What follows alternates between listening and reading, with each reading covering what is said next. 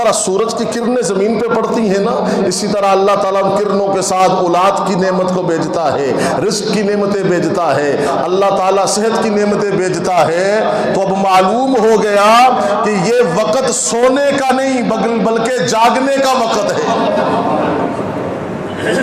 تو آپ اور میں غور کریں کہ آیا ہم اس وقت سو رہے ہوتے ہیں کہ جاگ رہے ہوتے ہیں؟ تو اعمال کا اثر ہمارے ماحول پہ، ذات پہ پڑتا ہے۔ اللہ رب العالمین نے فرمایا جو خشوع اور خضوع کے ساتھ نماز پڑھتے ہیں، ٹھہر ٹھہر کے سکون کے ساتھ نماز پڑھتے ہیں، ان کو خوشخبری سنا دو، وہ دنیا میں بھی کامیاب ہیں، آخرت میں بھی کامیاب ہیں۔ دوسرا عمل ہمارے جو ماحول پر جس عمل کے اثرات پڑتے ہیں، یہ دل ہے نا، دل۔ میرے عزیزو، اللہ رب العالمین نے ہر چیز کی غذا بنائی ہے۔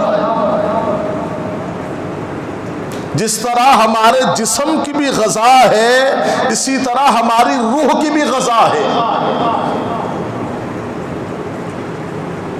جسم بیمار ہو جائے تو کسی ڈاکٹر اور طبیب سے شفا ملتی ہے، روح بیمار ہو جائے تو اللہ والوں سے شفا ملتی ہے۔ اللہ اکبر۔ اور آج روح کے بیمار بہت زیادہ ہیں۔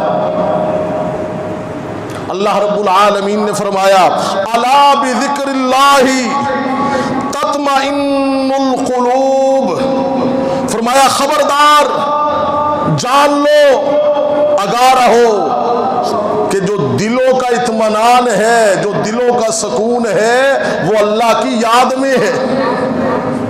کہہ دو سبحان اللہ۔ الا، عربی گرامر میں الا جو ہے یہ استعمال ہوتا ہے خبردار، آگاہ رہو، جان لو، باخبر رہو، ہوشیار رہو کہ بذکر اللہ تطمئن القلوب، کہ جو دلوں کا اطمینان ہے وہ اللہ کی یاد کے ساتھ وابستہ ہے۔ کوئی یہ بات سن لے، شاید میں فجر کے درس قرآن میں بتا رہا تھا، کسی آدمی نے اللہ والے سے کہا جی میں نماز پڑھتا ہوں تو مزہ نہیں آتا، تو اللہ والوں نے جواب دیا کہ یہ کہاں لکھا ہوا ہے نماز پڑھو گے تو مزہ آئے گا؟ نماز کو مزے کے لیے نہ پڑھا کرو، اللہ کا حکم اور نبی کا طریقہ سمجھ کے پڑھا کرو۔ قرآن میں کہیں نہیں لکھا نماز پڑھو گے تو تمہیں مزہ آئے گا۔ اللہ اکبر۔ تو یہ جب اللہ کا ذکر کرے، نماز بھی اللہ کا ذکر ہے، قرآن بھی اللہ کا ذکر ہے، لا الہ الا اللہ بھی اللہ کا ذکر ہے، سبحان اللہ بھی اللہ کا ذکر ہے، یہ حج بھی اللہ کا ذکر ہے، نیکی کے جتنے اعمال ہیں وہ اللہ کا ذکر ہے۔ ایک جملہ کہہ رہا ہوں، نور مسجد والوں، طالب علم کے جملے پہ غور کرنا۔ نماز اللہ کا ذکر ہے، نوافل اللہ کے ذکر ہیں، سنتے اللہ کا ذکر ہے، واجبات اللہ کا ذکر ہے، فرائض اللہ کا ذکر ہے، تلاوت اللہ کا ذکر ہے، لا الہ الا اللہ اللہ کا ذکر ہے۔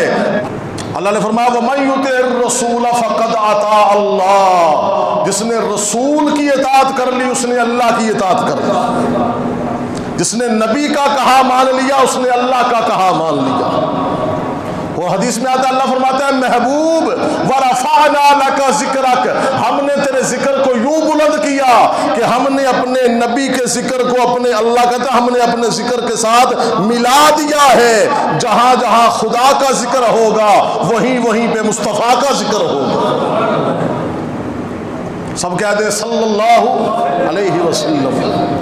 تو یہ جب ہم اللہ کا ذکر کریں گے کسی صورت میں، وہ نماز کی صورت میں ہے، وہ تسبیح کی صورت میں ہے، تلاوت کی صورت میں ہے، وہ درود پاک کی صورت میں ہے، تو اس کا اثر کس پہ پڑے گا؟ ہمارے دل پہ پڑے گا۔ اللہ کہتا ہے میں تمہارے دلوں کو اس سے اطمینان دے دوں گا۔ اور اگر آپ روحانیت کی نگاہ سے دیکھیں تو کتنے لوگ ہیں جن کے دلوں میں سکون نہیں ہے، وہ صرف یہی مسئلہ لے کے آتے ہیں جی سکون نہیں مل رہا، عافیت نہیں ہے، بے قراری سی ہے۔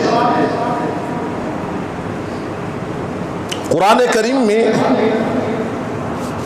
اللہ رب العالمین نے فرمایا جو لوگ اللہ سے ڈرنا شروع کر دیتے ہیں، کیا مطلب؟ ڈر ہے دل میں کہ یار مرنا ہے، قبر میں بھی جانا ہے، اللہ اکبر، قبر اندھیری ہوگی، کالی کوٹھڑی ہے نا، قبر اندھیری ہوگی، تختے ڈال کے مٹی ڈال کے سارے واپس آ جائیں گے،